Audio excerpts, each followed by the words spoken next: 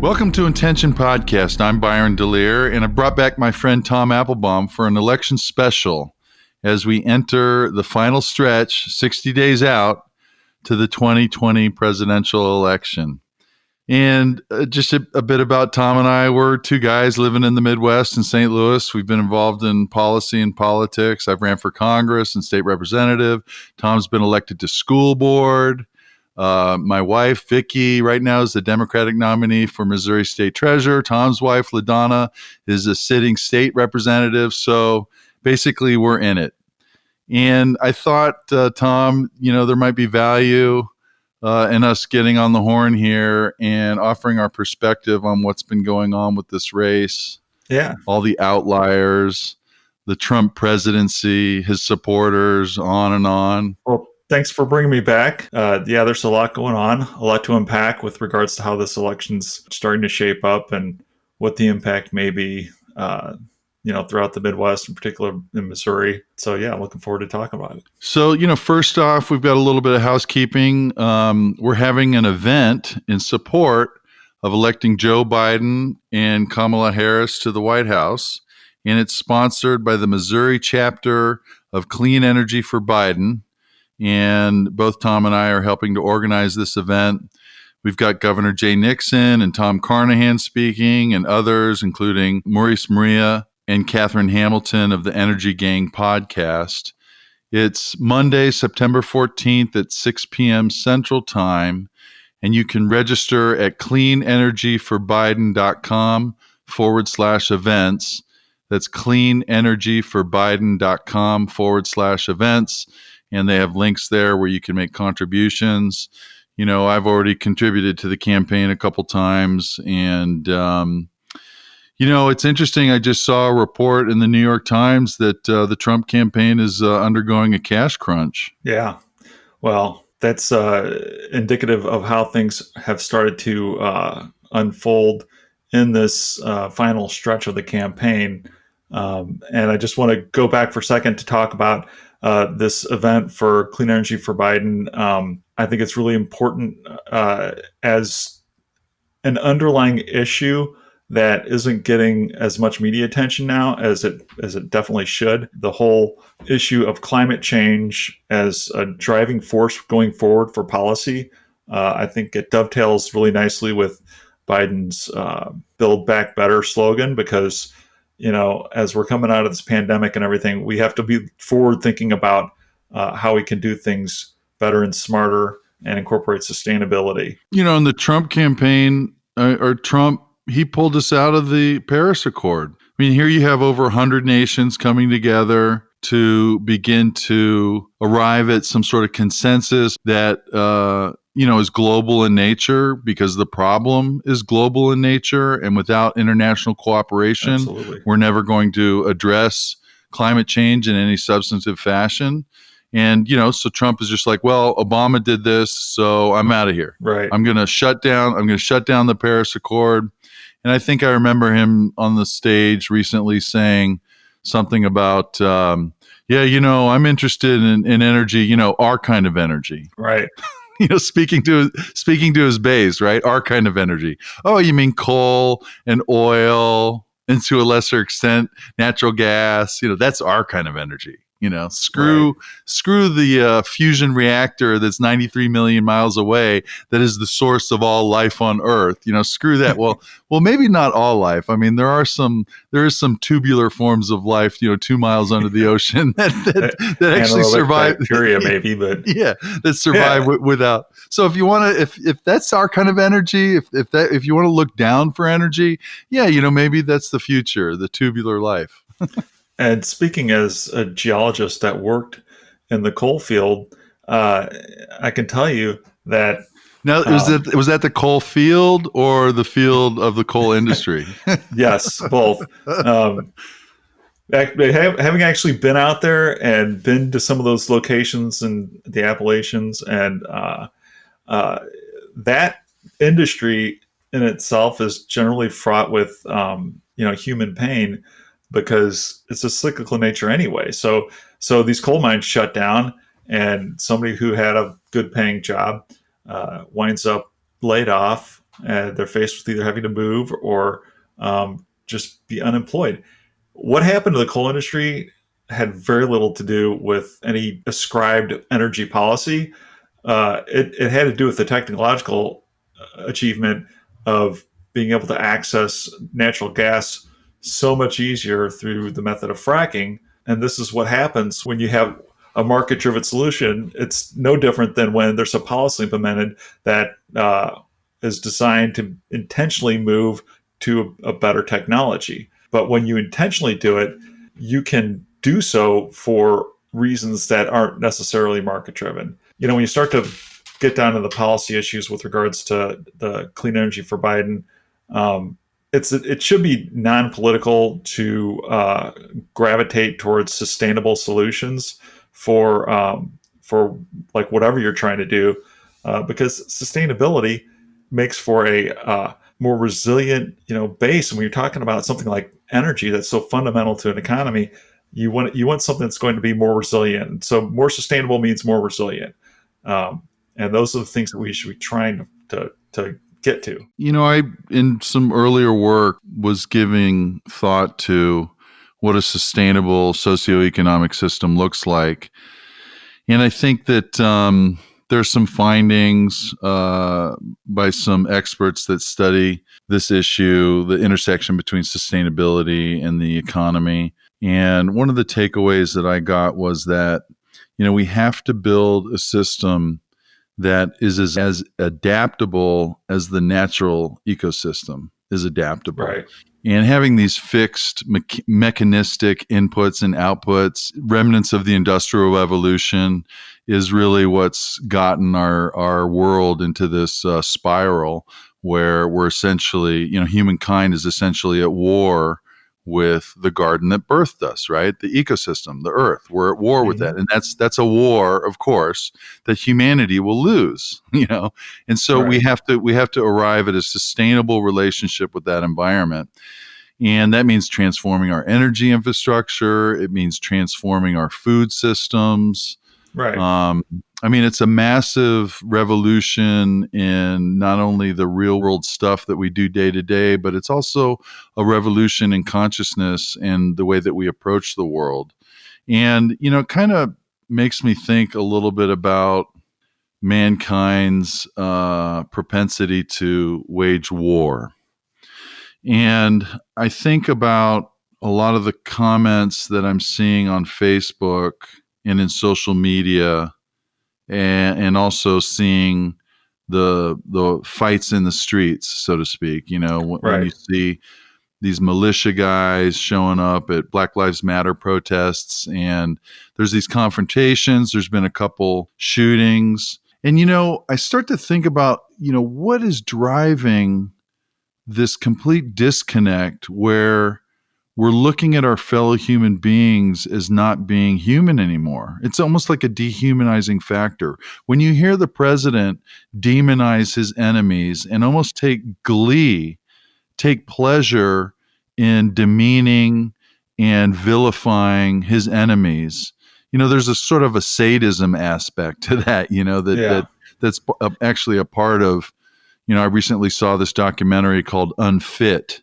which I would recommend everybody to see. It was released on September 1st, but it has a number of doctors, psychoanalysts, and things like this. They're talking about behavior patterns, and they're talking about malignant narcissism. And one of the attributes of malignant narcissism is antisocial behavior.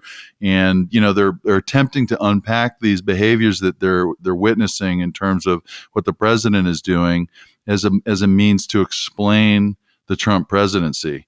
And, what's been on my mind lately, Tom, and, I know that you and I, we've talked about it before, but basically I'm troubled by all the misinformation and disinfo that's out there, and to a lesser extent, how the two political poles each have their own curated and tailored information system. Mm-hmm. You've got Fox News on one side and MSNBC and CNN on the other.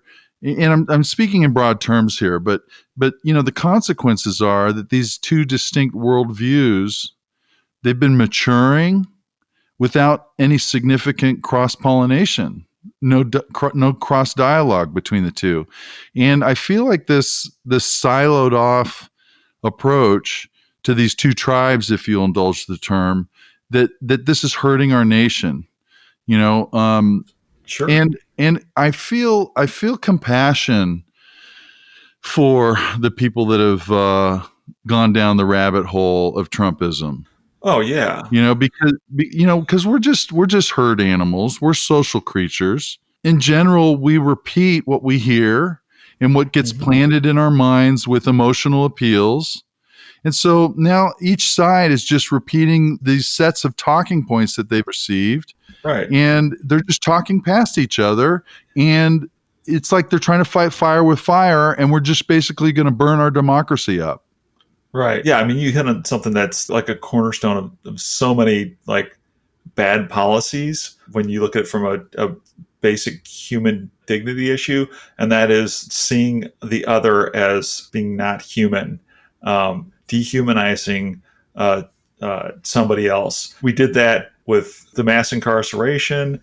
People talk about anybody going to jail like they can't be human, and that's a defense mechanism that I think exists in everybody's head to some degree. When they hear about something bad happening to somebody, they want to place distance between themselves and whoever is that bad thing is happening. So if somebody's going to jail, well, they did something right. I mean, they don't want to identify with that person. So the ability to dehumanize them becomes a lot easier. But we've seen that taken to a level here under this administration that is way beyond the pale of anything we've ever seen before. And so you take like this Kyle Rittenhouse that shot 3 people that were protesting. He would not have done that if he saw the protesters as fellow human beings.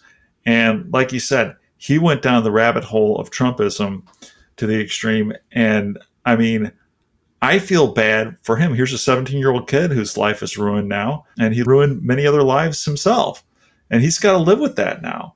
And when it finally dawns on him, the human impact of what his actions did, I mean, that's going to be a heavy burden for him to bear for the rest of his life. But, you can see it in Trump's alleged comments about fallen soldiers. And this is a sociopathic tendency with Trump, because people can have the ability to dehumanize other people when there's certain layers of separation from them. Right. Trump dehumanizes everybody that's not him, because his sociopathic tendencies put him in a place where if it's not him, then he doesn't really care.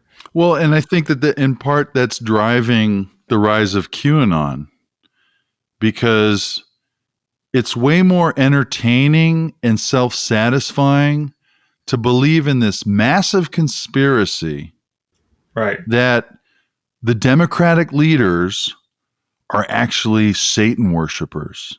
Yeah. And the Democratic leaders are engaging in child trafficking, sex trafficking, and that they're pedophiles. It's easier to think about that. It's very lazy intellectually. Right. Because you don't want to grasp with real data points. You'd rather hear this conspiracy and you get swept up in the emotion of it. Yeah, in reality, I'm really right. Right. The right is really right. And Trump eggs that on. Yeah. He says, I don't know about QAnon. That's a load of hooey. Right. I mean, Trump has been retweeting QAnon stuff. Those guys are fanning the flames on that. And to be fair, for my Republican friends out there, there's times and places where both the Democratic Party doesn't call out its crazies, and there's times and places where the Republican Party doesn't call out its crazies. But over the course of the history of our country, those forces have been manageable. Right. So there's been a whole spate of articles about the rise of QAnon, and finally some of the social media behemoths like Facebook and Twitter are starting to crack down on foreign infiltration, Russian infiltration, into our election system by spreading disinfo. I mean, this is a classic active measures technique. Right. Is to instigate strife and division. And it's just, I mourn for our country because I feel like democracy is so fragile. And if we have these compartmentalized information systems being fed into the people without any kind of regulation or any kind of oversight, I think that you're disempowering the people to be their own self-governors. Right, yeah, because the confirmation bias, the power of the confirmation bias is really pretty stunning when you think about it, because people are aware and they're aware that the media has a narrative to it, right? That they're always trying to gin up conflict, but they don't want to accept when the narrative just fits their worldview and just aligns with their confirmation bias. When they hear something that they agree with, they're like, well, yeah, the media is 100% right. When they hear something that the media starts saying something that they don't agree with, they're like, oh, this is just the media's narrative, their liberal bias or whatever. I find it interesting because there are occasions in which I hear things that I may agree with as far as the underlying basis, but I can recognize the narrative that is being played out with regards to the media. You said that there's a disconnect between leaders, community leaders, and the body of people that are following these completely insane, crazy theories. And, as I'm thinking about that right now, Tom, I think that, Trump, because he has conditioned all the Republican leaders under him to basically swallow, loads of irreverent and disgusting behavior that he exhibits on an, if not day to day, on an hour to hour basis. Right. Okay, the tweets that he's sending out, and people like Ted Cruz and Marco Rubio, these people came out vociferously against Trump, and Lindsey Graham, they came out, they called him out on this during the campaign, and now they've all been silenced because they have to go with what Trump says, like a dictator. Right. I mean, they didn't even have a debate over a Republican platform. The platform was, hey, whatever happened in 2016, that's our platform because we are just pro-Trump. Right. And so when that goes out, it's like you've silenced all the decentralized checks and balances within the Republican Party itself. Clearly. People like Nikki Haley. Nikki Haley said something like, Trump does everything in the exact opposite of what we want to teach our kindergartners. She said that. Yeah. Okay, but now they just pretend that never happened. So then all of a sudden from the grassroots, you can get these conspiracy theories like QAnon, and they start growing and festering and blooming, and there's no pushback. There's no pushback to that because the middle management, so to speak, or the upper management, the U.S. senators, U.S. representatives, they're all in for Trump. Right. They're all in. And so they've sent the message that they have put their executive functions aside. They've put their ability to criticize aside. Senator Ben Sass used to criticize Trump. They've put all that aside. All you've got is Mitt Romney hanging out there, right? Right. And John McCain from the grave. So you have this system that has sort of been quelled by Donald Trump. They have. Well, it's been co-opted. It's been co-opted. They've submitted to dear leader, and so then that allows this craziness to flourish because they're not going to push. They're not going to push back on that either. Exactly. It's worse than they're not speaking out, because when you look at what happened with the impeachment, you had senators like Marco Rubio and others that fully admitted that Trump had committed crimes. But they said it shouldn't be our job to remove the president because we're going to have a vote coming up. Well, what they did was and the way it played out was they, quote unquote, exonerated him for these crimes that they said he committed. And they're not coming out saying, yeah, that thing I said about him committing crimes, that means that you shouldn't vote for him, right? I mean, that's the logical conclusion of them saying that, yeah, we believe he committed crimes, but it's not our job to remove him from office because there's an election coming up. The takeaway should be they should be campaigning against him because he's a criminal. And they're not. So what they've done is they've created this tacit approval of this lawless behavior that Trump has been exhibiting, and they've emboldened him. And time and time again, we've seen that when Trump is able to survive any attacks, but based on his behavior, it emboldens him and it makes him stronger. So that's where we're at now. Marco Rubio and Lindsey Graham, it's like the Highlander. He's like absorbed their power now, Yeah.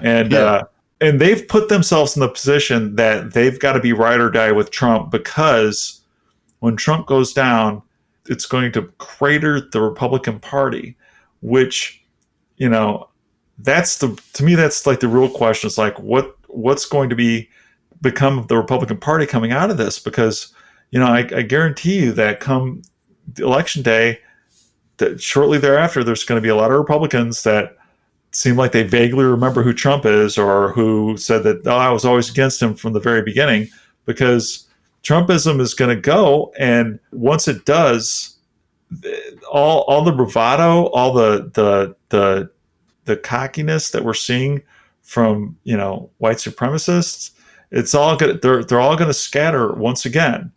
And, that'll be good, but we still have a two-party system.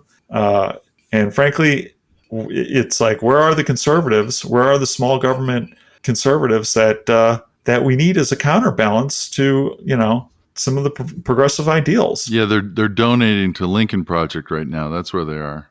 That's absolutely right. So, I mean, their memory is so short. Remember after 2016 when Trump tweeted that there were millions of illegal votes? Right. And then he forms an election fraud commission and he puts Chris Kobach at the head of it. And basically they do a bunch of months of work, spend a bunch of money, and zero. They came up with zero. There was no election there was no significant election fraud.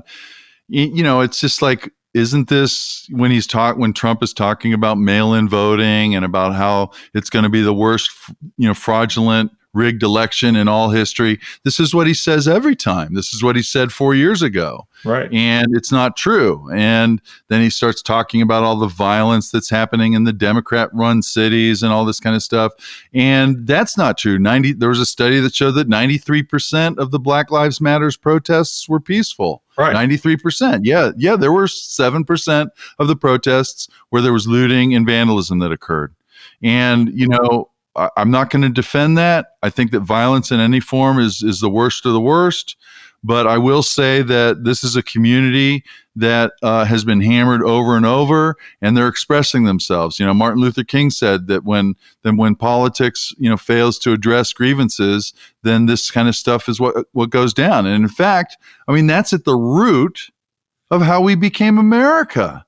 The founders in our country wanted to have representation in Parliament in Britain, and it was an intractable situation where the king wanted to continue to oppress and exert British oppression over the colonies, and they disobeyed civically.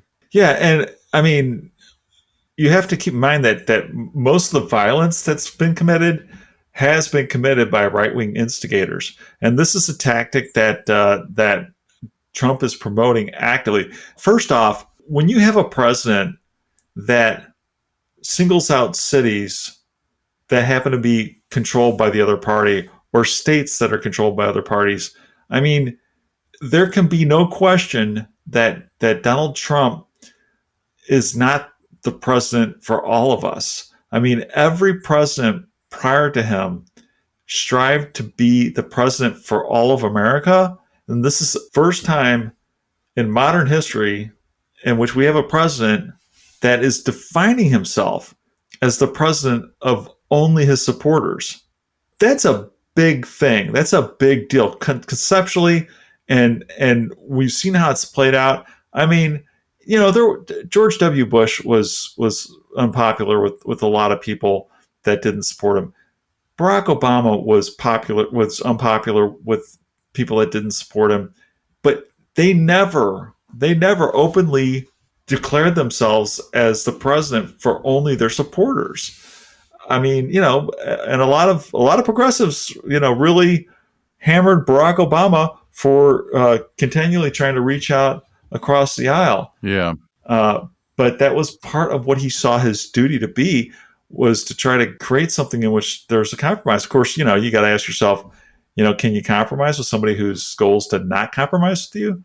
I mean, he had a tough job for that, but he was the president for all of America. And even when the Tea Party came out and went after him, that was what he had to deal with. So how does healing happen when we have this compartmentalized media?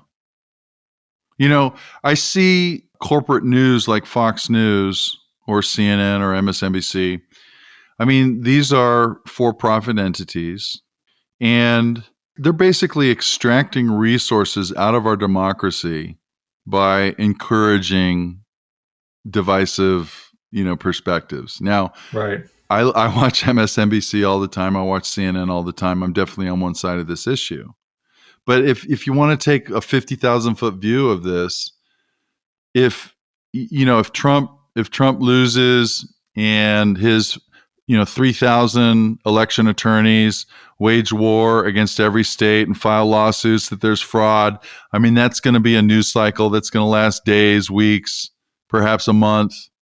The Bush Gore scenario in 2000, that was over 30 days before the presidency was decided. Right. I don't know if it's going to go that long this time, but think about the monetizable content that's going to generate in terms of energizing these two sides. That's a good way to put it. Monetizable content, right? Monetizable content. I mean, it's going to be crazy, and we expect the media, or we should expect the media to have a higher calling. Right. Than just profiting off of clicks. But here's a traditional media that's just come through an information revolution disruption. So, 50% of all the people that were working in newspapers have lost their jobs. So this incredible shakeup has happened in the last 20 years. And you have this media system that's defining itself on the fly. It's evolving in front of our eyes. Finally, Facebook and Twitter, they have begun to adopt some policies that connote social responsibility, right? Right. They won't allow misinformation about the pandemic. They won't allow misinformation telling people to vote on Wednesday. Yeah.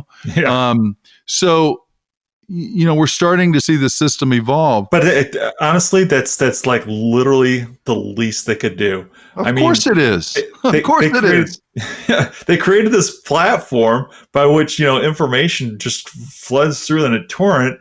And so it used to be that the bread and butter of any news organization was its credibility.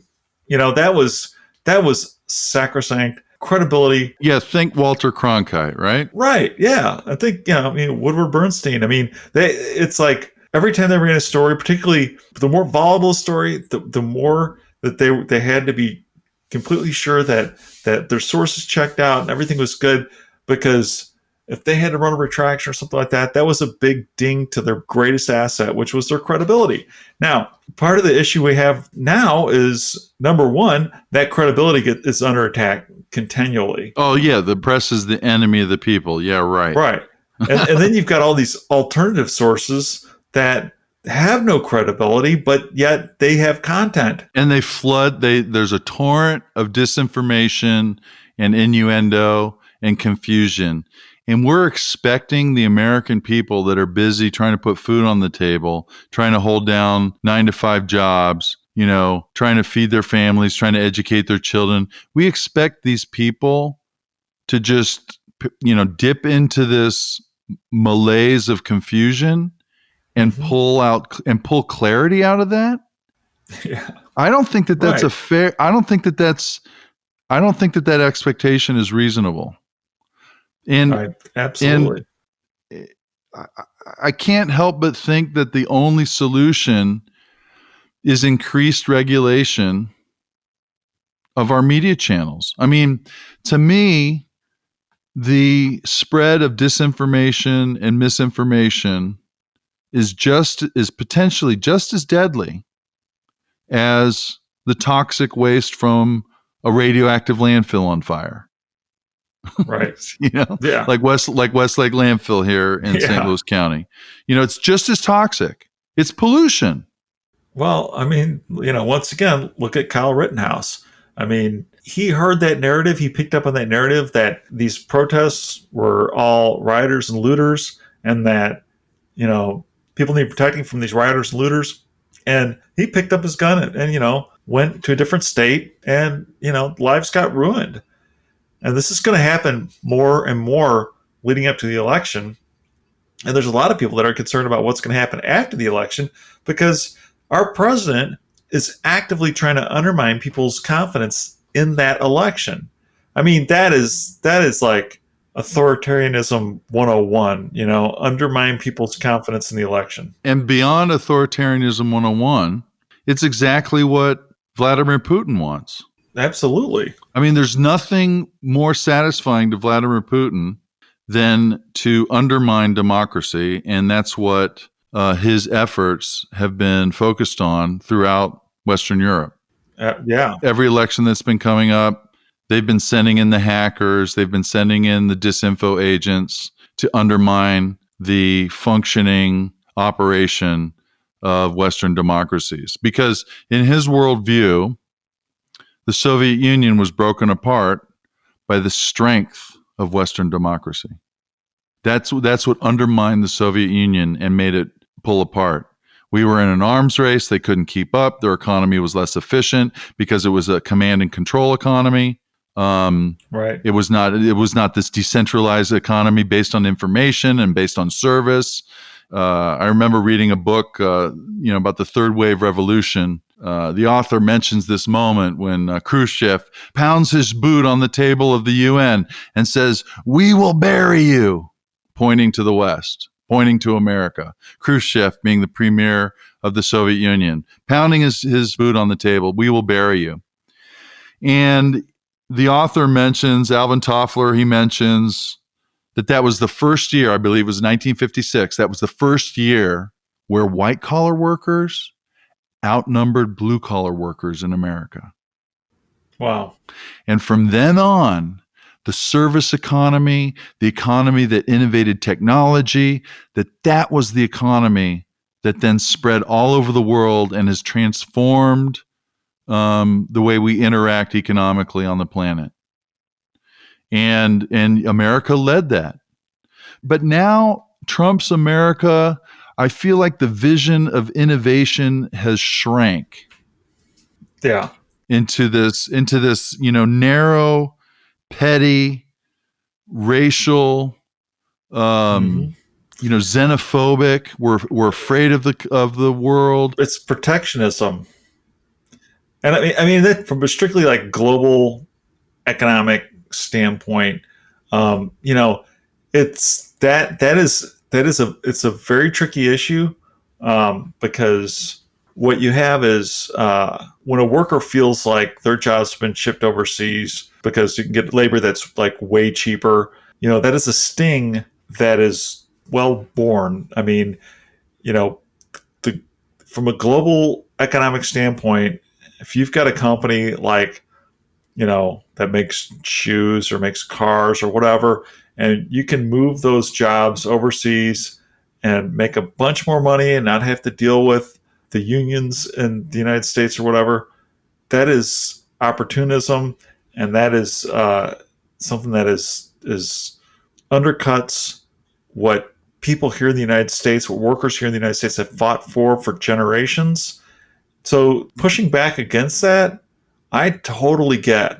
But the only solution is to get beyond that. You totally get what? I totally get the negative reaction to the globalism that has been used to undercut the American workers. And that's what Trump tapped into. That is exactly what Trump tapped And into. and I gotta say, I mean, I want to keep it 100.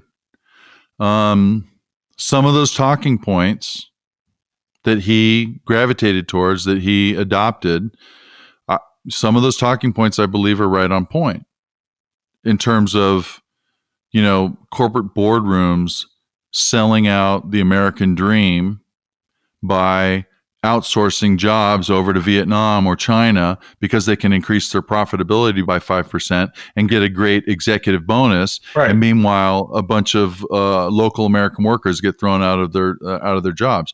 I mean, in several of my campaigns for Congress, I talk about this issue, and I've studied this issue.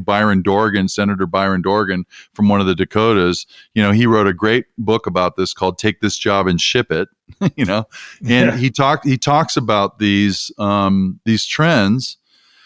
So that brings up a topic, Tom. If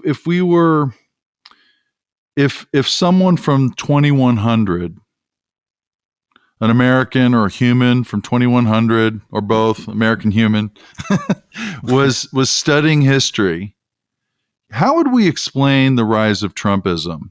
And basically, there's been a lot of content that has been generated to describe why we are where we are right now. And it has included things like shifting, like Michael Moore talks a lot about this, shifting demographics, right? The traditional white, constituency in America, that their power is reducing because you have Latinos and African Americans and Asians starting to rise in their share of the population and exert political power. You've got these binary media narratives that I'm talking about, where one side can be fed a story and they carry it till the cows come home, and the other side can be fed a different story that's in conflict. Naturally, it's been designed to be in conflict because the media companies profit from increased conflict. So you've got that dynamic. Then you've got the spread of non-rigorous information distribution channels, that are spreading disinfo and misinformation. I mean, Alex Jones. Trump is appearing on the Alex Jones show in 2016. I mean, come on. Okay, right? Then you've got this. Then you have this perfect storm of global and national crises. You've got the pandemic. 6.5 million Americans have been affected. 195,000 souls have been lost. That has caused an economic crash, which have compounded the economic disparities that have been carried over from before. Then you've got the racial injustice issue. You've got the increasing stress on the environmental system, climate change, sustainability. We're in this perfect storm situation for my historian from 2100 that I'm sharing this information with. And the species has an inability to process these conflicts in a healthy, predictable fashion. So we're seeing these waves crash in on each other, and we're seeing a lot of dissonance. Yeah.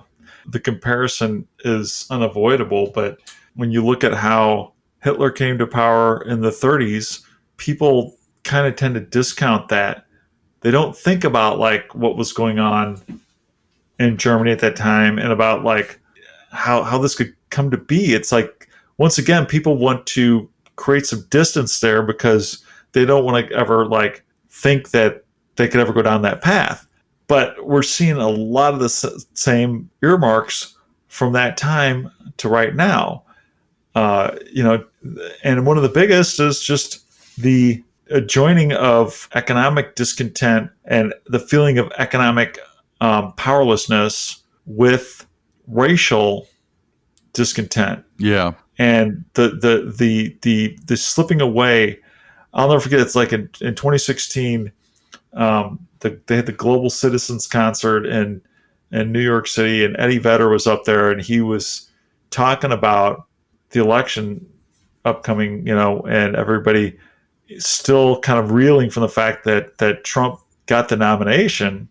And he talked about this, like, we've had this like skeletal hand holding on to power, and in particular white power, and that grip that skeletal hand had was just enough to get Trump across the electoral college. and make him president. And it's And now he has a different strategy, which is, he's not just going to eke out a barely minimum electoral college victory.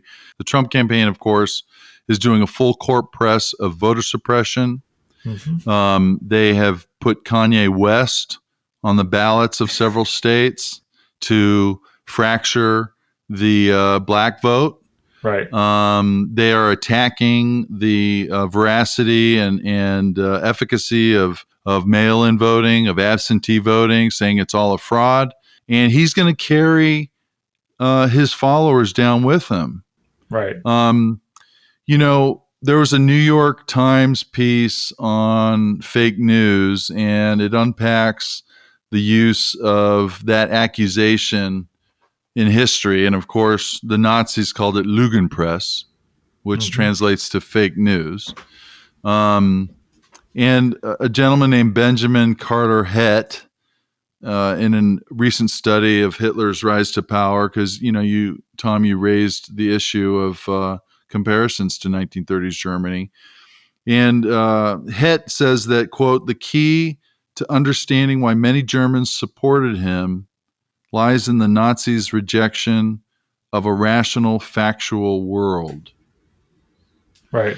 And this is where the QAnon stuff and the disinformation that's just so vastly more entertaining than actually looking up something in Wikipedia. Yeah. I mean, just to dispel any anti-Wikipedia people out there, there was a time when Wikipedia started as the sum of all human knowledge, this global encyclopedia that evolves on the fly. There was a time when people would say, oh, you can't use a Wikipedia source, you have to go to the original sources and this and that. And to be fair, if you're writing an academic paper, you want to go to the original sources and use Wikipedia as a guide. But they compared Encyclopedia Britannica to Wikipedia, like maybe 5-6 years ago, and Wikipedia was more accurate. Right. That is a platform that has done a really good job of distilling out, any nonsense that could be introduced. The QAnon thing is interesting because they use a tactic that is really both disturbing and effective at the same time, and that is the impugning of pedophilia as an assault on character. It's a really tricky issue because it's one of those things that if you can impugn that on somebody, that automatically makes them a monster. It's something you can accuse somebody of that is so distasteful and so awful, and yet you can't. There's almost no defense of it. It gives them license to never consider anything that would come out of a Democrat's mouth ever again. Right, because they're that is very dangerous. And I've even heard, for example, on my Facebook page, I've got a number of followers, that comment on articles, and I've got a lot of conservatives and Trump supporters that weigh in. And some of these Republicans are friends of mine. And they know that my wife is a statewide Democratic candidate. And they know that I've been a candidate before. And yet they say things like, the Democratic Party is full of hate and bullying, and that's all it is. And I had to respond and personalize it because there's a cognitive dissonance that's occurring that they seem to be okay with, because they know me personally. They know that I would never, do things like this, or they know that, my wife would never be doing things like this. And yet they still want to generalize and stereotype. And the stereotyping technique is the tool of autocracy. Right. Because if you can characterize one side as being all one thing, and invariably all one thing that's not good, then you've dehumanized them. Yeah. That when you can break it down to, oh, they want to destroy America. I mean, that might have been thought by some people in the past, but this is not like a platform that had much say in in American politics. It's kind of like when John McCain was running, and famously that woman was like, oh, he's a Muslim, he wants to destroy America. And John McCain was like, no, no, no, no, no, no, and he got flack for that, but that's where we were, and here we are now. I mean, Yeah, and so John McCain, as a soldier who swore an oath to protect and defend the Constitution, in that moment, he was defending America. right. When he said that, no, Barack Obama is not a Muslim, he's not an Arab, whatever this, Sarah Palin energized supporter, future Trump supporter was sharing in that town hall. He took it upon himself to defend the Constitution, small c, the health of the Republic. He defended America in that moment. And you hear a little bit of that from Mitt Romney or Ben Sass, every once in a while. You see some pushback, but nobody's willing on the Republican side to defend America against a threat to America, because the actions that Donald Trump has been engaged in threaten our form of government. He attacks the institutions. He puts an attorney general in place that's basically acting as his personal attorney. Right. That attorney general is not representing all Americans. Donald Trump, as you mentioned earlier, is not representing all Americans. He is representing his base, and that's what he's going to stick to. And we have a very disturbing trend. Since you brought up the attorney general, we've had a very disturbing trend of weaponizing investigations. And I mean, that's what Trump was impeached for, was trying to weaponize an investigation from a foreign state. But believe you me, as things start to wind down in this home stretch, I fully expect there to be some events created by the Department of Justice that are going to be used to try to help Trump and his campaign.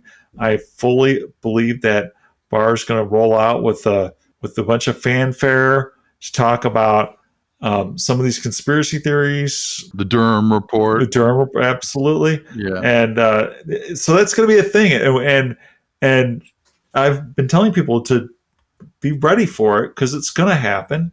I mean, Trump's already laid the groundwork for some miracle vaccine that's going to just happen to be released 2 days before the election, or 3 days before the election. Yeah, in his press conference today, he says, this is Labor Day, by the way, Monday, September 7th.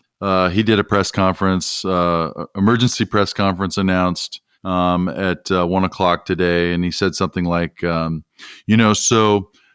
will tell you that there's a big surprise. I'm paraphrasing. There's a big surprise coming, and it's going to happen on that very, very special day. The very special day, of course, being Election Day. I hope he wasn't talking about Halloween. Yeah. But he says it's happening on this very special day, and then he accuses the Democrats of politicizing the pandemic. Oh, yeah. And yet he's, completely politicizing it. So, I saw a post recently on Biden for Missouri Facebook page, and it was a woman, and she was saying something like, I'm getting a little scared. I see the signs of civil war coming, and I want to know from Facebook, I want to know from the followers here, do you guys feel like there are intractable differences that are never going to be resolved, that we're headed towards a civil war? And I started to read the comments, and there was 100 comments or something like this. So you have to keep clicking the button to open up the window, just to see all the comments. And I was reading some of these comments and what people are expressing, and there was hardly any perspectives that said that, oh no, this is unrest, this is dissonance, this is friction, but this will resolve itself and we will have a peaceful transfer of power. I didn't see any of that. All I saw was people talking about the coming civil war and that this is crazy and it's bad. And I wanted to comment on that. I have a few thoughts on that. But Tom, do you know, here we are 60 days out before the election. You know, obviously we're going to have some crazy election litigation after the election, and who knows what's in store for us leading into January 20th, when Nancy Pelosi becomes president of the United States. You know, who knows what's going to happen before January 20th. But, you know, we've been going here for a little bit of time now, and I think we should wrap it up. But I just want to close with this topic. What are your thoughts about a civil war? I mean, I think about the militia that showed up at Charlottesville.